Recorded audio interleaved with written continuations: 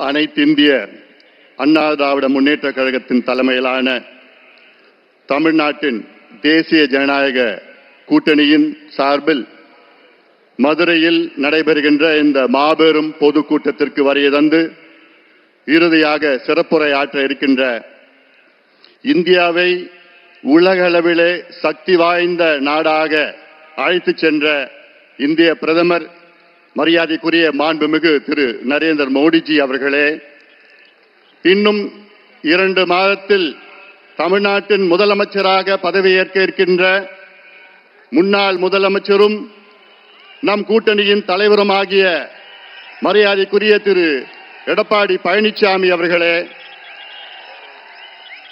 மத்திய அமைச்சர் பெருமக்களே, நண்பர் நயினார் நாகேந்திரன் அவர்களே, நண்பர் டிடிவி தினகரன் அவர்களே, நண்பர் ஜி.கே. வாசன் அவர்களே, மேடையில் இருக்கின்ற அனைத்து கூட்டணி கட்சியின் தலைவர்களை வணங்கி இந்த கூட்டம் வெற்றி பெறக்கூடாது என்று ஸ்டாலின் அவர்களுடைய அரசு, திமுக அரசு எத்தனை சூழ்ச்சி செய்தாலும் நிச்சயமாக இந்த கூட்டம் வெற்றி பெற்று இருக்கிறது. எவ்வளோ தடைகளை கொடுத்தாலும் இங்கே வருகை தந்திருக்கின்ற லட்சோப லட்ச அனைத்து கட்சி கூட்டத்தின் தொண்டர்களே, தலைவர்களே, நிர்வாகிகளே, ஊடக நண்பர்களே, உங்கள் அனைவருக்கும் என்னுடைய பணிவான வணக்கங்கள். தமிழ்நாடு சமூக நீதியின் பிறப்பிடம். ஆம், தமிழ்நாடு சமூக நீதியின் பிறப்பிடம். ஆனால் கடந்த 5 ஆண்டு காலத்தில் இந்த திமுக அரசு சமூக நீதியை 100 அடி ஆழமான பள்ளத்தை தோண்டி அதில் முழுமையாக புதைத்து விட்டது. அதற்கு தமிழக மக்கள் நிச்சயமாக முதலமைச்சர் ஸ்டாலின் அவர்களை ஒருபொழுதும் மன்னிக்க மாட்டார்கள். மாறாக கடந்த 6 ஆண்டு காலத்தில் இந்திய அளவிலே சமூக நீதியில் 3 பெரிய சாதனைகளை செய்திருக்கின்றார் நம்முடைய பாரத பிரதமர் மரியாதைக்குரிய நரேந்திர மோடிஜி அவர்கள். ஒன்று, இதுவரை சுதந்திர இந்தியாவிலே முதல் முறையாக இந்திய அளவில் சாதிவாரி கணக்கெடுப்பு நடத்துவோம் என்று அறிவிப்பை வெளியிட்டு இந்த ஆண்டிலிருந்து இந்தியா முழுவதும் சாதிவாரி கணக்கெடுப்பு நடைபெற இருக்கிறது. கடைசியாக இந்தியாவிலே சாதிவாரி கணக்கெடுப்பு நடத்தியது வெள்ளையர்கள் காலத்தில் 1931 95 ஆண்டு காலத்திற்கு முன்பு நடைபெற்றது. அந்த பழமையான தரவுகளை வைத்துத்தான் இந்தியா முழுவதும் இடஒதுக்கீடு நடைபெற்று வருகிறது. அதை மாற்றி அமைத்து நவீனமான ஒரு இந்திய அளவிலே சாதிவாரி கணக்கெடுப்பு நடத்துவோம் என்று அறிவித்த பிரதமர் நரேந்திர மோடிஜி அவர்களுக்கு எங்களுடைய பணிவான நன்றிகளை தெரிவிக்கின்றோம். 2வது சாதனை, தேசிய பிற்படுத்தப்பட்ட ஆணையத்திற்கு அரசியல் சாசன அங்கீகாரத்தை கொடுத்தவர் நம்முடைய இந்திய பிரதமர் மரியாதைக்குரிய திரு நரேந்திர மோடிஜி அவர்கள். Yes, he has given constitutional status to the National Backward Class Commission. இது 25 ஆண்டு கால கோரிக்கை. அதை நிறைவேற்றியிருக்கின்றார் நம்முடைய பிரதமர் அவர்கள். 3வது, ரோஹிணி ஆணையத்தை உருவாக்கி இந்திய இதர பிற்படுத்தப்பட்ட மக்கள் ஓபிசி மக்களுக்கு 27 விழுக்காடு இடஒதுக்கீட்டிலே வேற்றுமைகளை கண்டறிந்து அதை அகற்றுகின்ற ஒரு முயற்சியில் ஈடுபட்டிருக்கின்றார் நம்முடைய பிரதமர் அவர்கள். ரோஹிணி ஆணையத்தை அமைத்த பிறகு அதில் ஒரு மிக முக்கியமான ஒரு கண்டுபிடிப்பு, இந்திய அளவிலே ஓபிசி 27 விழுக்காட்டு இடஒதுக்கீட்டிலே கிட்டத்தட்ட 2633 சமூகங்கள் இருக்கிறது. அதில் 10 சமூகங்கள் 25 விழுக்காடு இடங்களை தட்டி செல்கிறார்கள். 38 சமூகங்கள் இன்னொரு 25 விழுக்காடு இடஒதுக்கீடை தட்டி செல்கிறார்கள். இன்னொரு 102 சமூகங்கள் இன்னொரு 25 விழுக்காடு இடஒதுக்கீடை தட்டி செல்கிறார்கள். இன்னொரு 506 சமூகங்கள் 22.5 விழுக்காடு இடஒதுக்கீடை தட்டி செல்கிறார்கள். ஆக 2633 சமூகங்களில் 1977 சமூகங்கள் வெறும் 2.5 விழுக்காடு இடஒதுக்கீட்டை தான் பெறுகிறார்கள் என்ற ஒரு உண்மையை கண்டுபிடித்தவர் நம்முடைய மாண்புமிகு பாரத பிரதமர் நரேந்திர மோடிஜி அவர்கள். அதை கண்டுபிடித்து அதை சரி செய்கின்ற ஒரு முயற்சியில் இருக்கின்றார்கள். உண்மையிலே சமூக நீதி என்றால் நம்முடைய மாண்புமிகு பாரத பிரதமர் நரேந்திர மோடிஜி அவர்கள் தான்.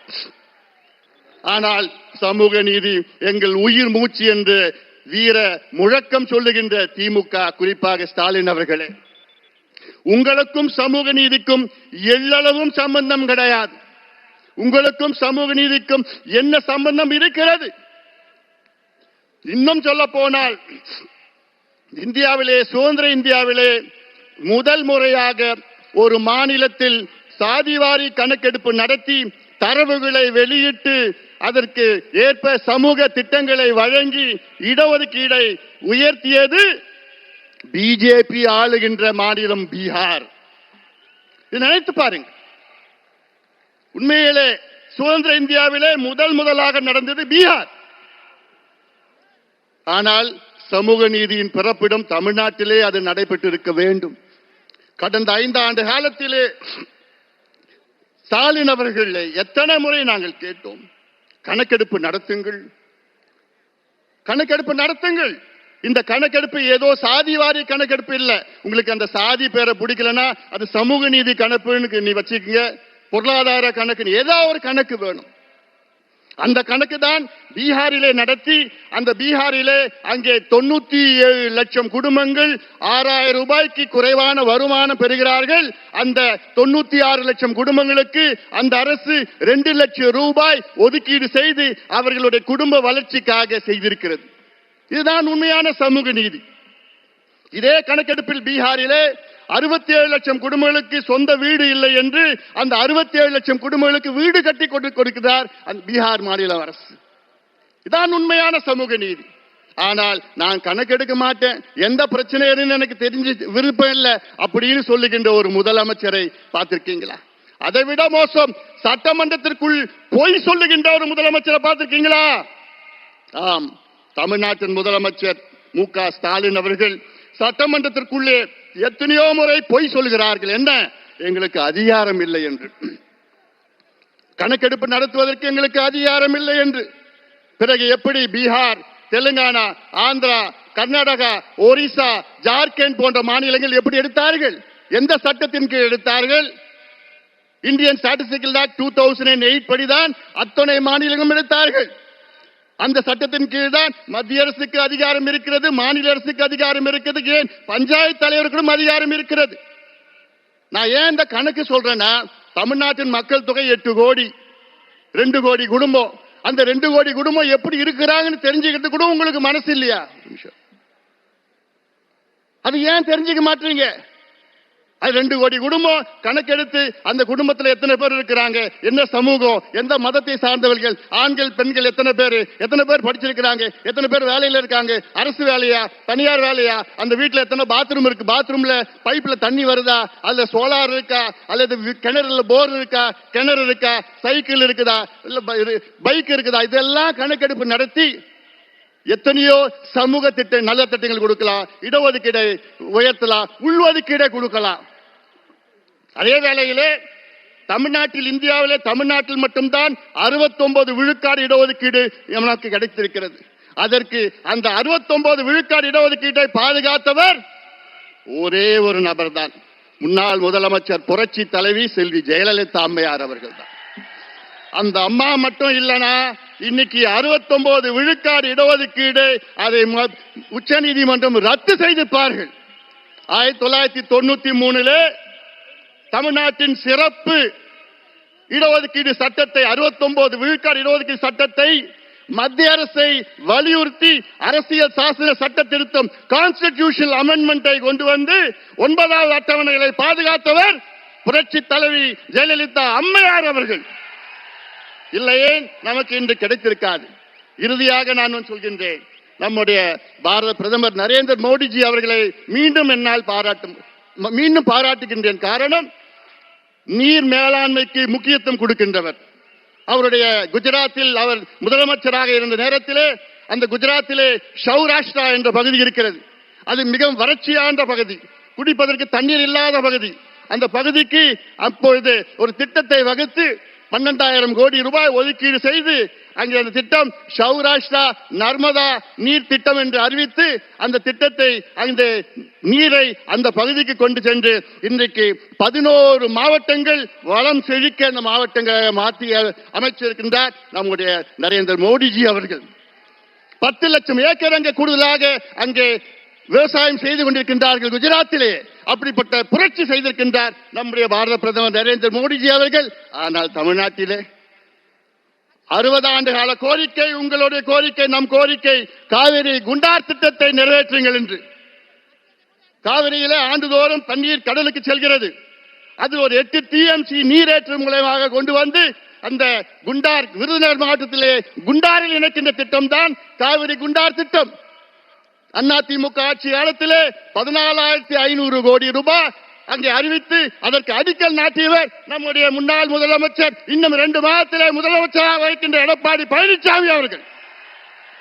ஆனால் அந்த திட்டத்தை கிடப்பிலே போட்டு விட்டார்கள். இது எவ்வளவு பெரிய துரோகம்! தென் மாவட்ட மக்களுக்கு இது மிகப்பெரிய துரோகமாக நான் பார்க்கின்றேன். இந்த திட்டத்தினால் கிட்டத்தட்ட கரூர், புதுக்கோட்டை, சிவகங்கை, ராமநாதபுரம், விருதுநகர் மாவட்டம் இதெல்லாம் 60 லட்சம் பேர் பயன்பெறுகின்ற இந்த திட்டம், 3 லட்சம் ஏக்கர் கூடுதலாக பாசனம் செய்கின்ற இந்த திட்டம். உங்க ஏரியெல்லாம் காவிரி தண்ணி வந்திருக்கும் இந்த திட்டம் நிறைவேற்றிருந்தா. ஆனா என்ன பண்ணிருக்காங்க தெரியுமா? வெறும் 8 கிலோமீட்டர் வாய்க்கால வெட்டிருக்காங்க. 8 கிலோமீட்டர், 262 கிலோமீட்டர், 262 கிலோமீட்டர், வெறும் 8 கிலோமீட்டர். வெக்கக்கேடியா, வெக்கக்கேடு. அந்த குண்டார் எங்க இருக்குதுன்னா நம்முடைய தமிழ்நாட்டின் நிதி அமைச்சர் நம்முடைய தங்கம் தென்னரசு அவர் தொகுதியில் இருக்கு, திருச்சூழியில் இருக்குது. அவர் தொகுதிக்கு கூட அந்த திட்டத்தை கொண்டு வர முடியல. இவங்களுக்கெல்லாம் நிர்வாக எதிர்க்கு. அதனால நான் கேட்கின்றேன், தமிழக மக்களே, ஆட்சி மாற்றத்தை கொண்டு வாருங்கள். மத்தியிலும் மாநிலம் இணக்கமான ஒரு சூழலை உருவாக்க வேண்டும். அதற்கு நம்முடைய எடப்பாடி பழனிசாமி அவர்கள் தமிழ்நாட்டின் முதலமைச்சராக நீங்கள் கொண்டு வர வேண்டும். வெற்றி பெற வேண்டும். எங்கள் கூட்டணிக்கு ஆதரவு கொடுங்கள் என்று சொல்லி இந்த கொடுங்கோல் திமுக ஆட்சி, மோசமான ஆட்சி, மக்கள் விரோத ஆட்சியை தூக்கி எறியுங்கள். எங்களுக்கு ஆதரவு கொடுங்கள், எங்கள் கூட்டணிக்கு ஆதரவு கொடுங்கள் என்று உங்களை அன்போடு கேட்டுக்கொண்டு நன்றியோடு அமர்கின்றேன். வணக்கம்.